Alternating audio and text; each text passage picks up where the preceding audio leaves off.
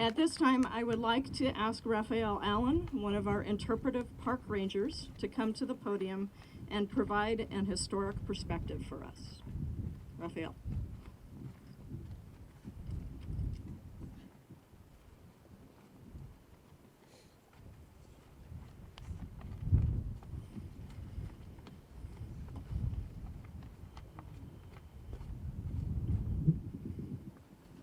Good morning. I'm one of a number of rangers here, all assigned to other nearby National Park Service historic sites, who have worked to understand and share the stories of Port Chicago Naval Magazine National Memorial. I want to begin by crediting Thaddeus Shea, Matt Holmes, and Stephanie Meckler, those rangers, for sharing their efforts, notes, and thoughts with me, and through me with you. If you haven't already met them, you should. The four of us will be on hand after the formal ceremony to share more about the site, to show you around, and to hear your thoughts about these stories. I'm also especially grateful to Professor Robert Allen, whose work, The Port Chicago Mutiny, informs every page of my remarks. This base was the busiest munitions depot on the West Coast during World War II, a place where men loaded cargo ships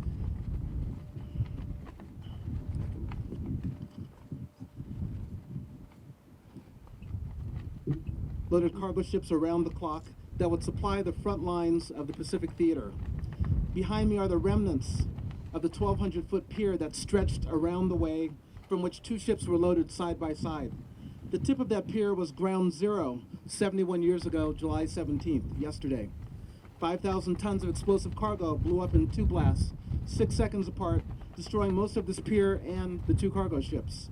The Port Chicago explosion was the deadliest homefront disaster of World War II. And because of that, the memorial honors the service and sacrifice of those 320 individuals who lost their lives, as well as the hundreds who were injured and those who were otherwise affected by the disaster. Many things went wrong here, both before and after that disaster, but the explosion was the event that shed light on the rest. What kind of disaster was that? Well, just a couple of details to try to sketch the enormity of what happened here.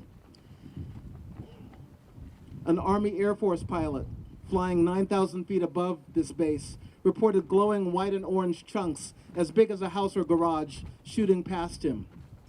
Damage reports add up to a ring of debris flying 4 to 8 miles away from this point. Windows were broken over 35 miles away in Woodside, San Francisco, as well as Petaluma and Vacaville. The ground shook more than 450 miles away, registering 3.4 on the seismograph. In an oral history with the Bancroft Library, I found Stella Faria recounting her memory of living in Panola at the time, 18 miles away. She recalled, "It just felt like the world had come to an end. It was just a massive boom. I got off the phone. I thought that maybe the Japanese had dropped a bomb here like they did in Pearl Harbor." Gloria Magleby, living just east of here in Bay Point, remembers, "It was the loudest noise I have ever heard in my entire life. I don't think my ears will ever be the same. It was absolutely, totally so loud that you cannot explain it." That was the first explosion, and then came the second and bigger one. The garage door was broken and wide open. All the nails in the ceiling came out halfway. Dishes were all broken. We knew it was bad. But my mind did not go to Port Chicago at the moment. It went to the Japanese. I figured the Japanese had dropped a bomb right across the street from my house. So, further away from the disaster site, there was a suggestion, the possibility that we could have been invaded. But right here, this accident killed 320, 202 of them African American. Only 30 bodies were recovered here. As such, this is the final resting place for most of those men killed here 71 years ago. All of those men, officer and sailor, white and black, all were killed while serving their country. All are honored and remembered here. Their deaths make us wonder how such a large-scale accident could be even remotely possible in a military filled to the brim, we want to presume, filled to the brim with regulations, trainings, and safety protocols. And the fact of there being so many African American casualties, 202 in one place, at home, triggers another question. Was this bad luck, or was this policy?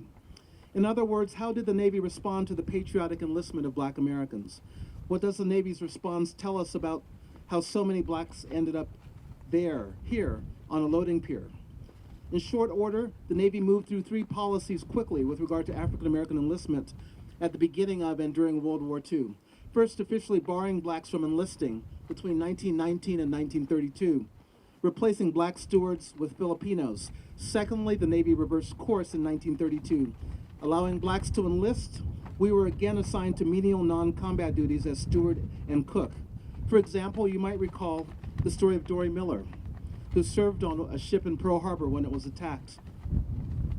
4 enemy planes he shot down. He came up from the laundry, which was his station, pulled some of his comrades to safety, took on a machine gun and shot down 4 Japanese planes. He was awarded a Navy Cross for bravery and then went back to the laundry. As far as many of us knew, the high-profile recognition of Dory Miller's heroic feats served to confirm the limited range of options open to African Americans. It appeared that the Navy was standing fast by a policy to accept blacks only for messman duties, reaffirmed here by Admiral Frank Knox, Secretary of the Navy, in his letter to Arthur Capper. Admiral Knox writes, "I am sure you will understand that the introduction of enlistment of Negro men is a peculiarly difficult problem because of the necessity of men having to live on board ship together. From my studies thus far, I am convinced that it is no kindness to Negroes to thrust them upon men of the white race. One branch of the Navy is reserved exclusively for Negroes, and that is messmen, and we are accepting recruits for these departments as needed." So, how did they end up on a loading pier? Well, Captain Nelson Gose, commander of Mare Island and the Port Chicago operations, believed that whites would be far more productive than men of color. He preferred white sailors over white civilians. The available white civilians, he figured, included too many sons of enemy aliens, Italian and German. So he hoped to put white sailors to work doing the loading here.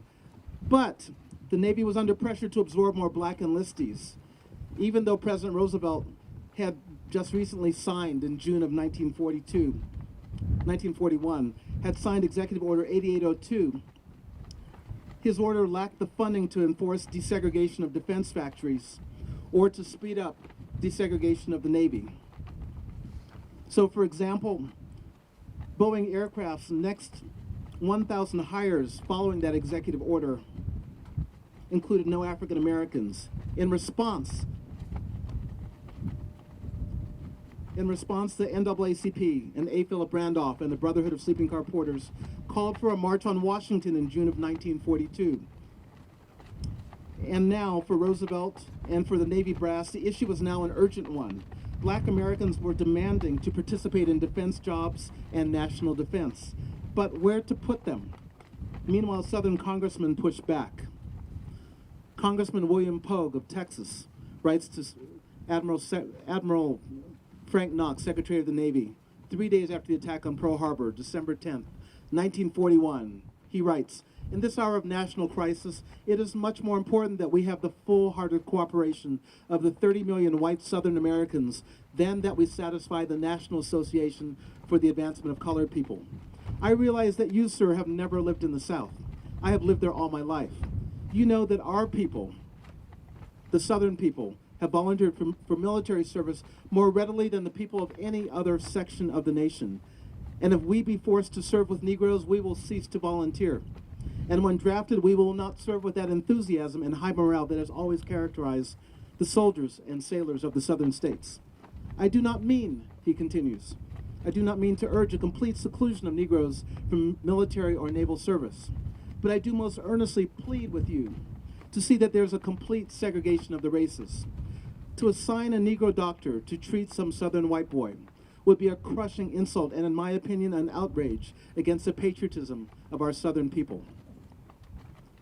Thus, caught between segregationists on the one hand and civil rights groups demanding a chance to participate on the other hand, the Navy called for plans to organize racially segregated work groups for a wider range of duties. The result included onshore labor battalions such as the Seabees, which were construction battalions, and ordnance battalions such as we had here, loading ships.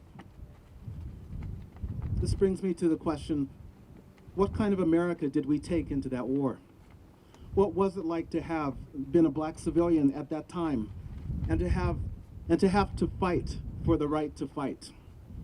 Could there have been a World War II threat compelling enough that these congressmen might accept my help? I don't know.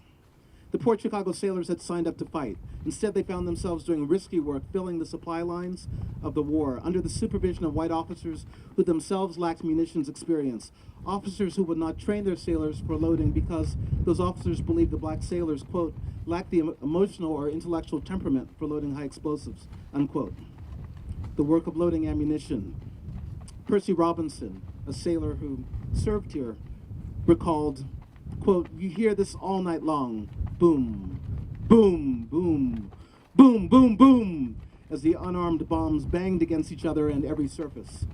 The men were told that the munitions had no detonators and were harmless, yet now we know these men were in great danger. Lieutenant DeLucchi often asked winch operator Joseph Small if he and the sailors could meet the posted tonnage goal. Joe Small would answer, sure, if the place doesn't blow up, and someday it will. DeLucchi would reply, well, if that happens, neither you or I will be around to know about it. And then he would walk away laughing.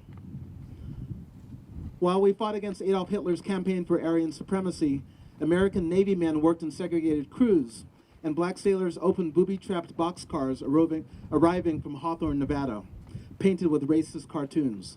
At the same time as our allies were losing ground in Europe and Asia, signs hung over bathroom doors in American cargo ships saying, no blacks allowed.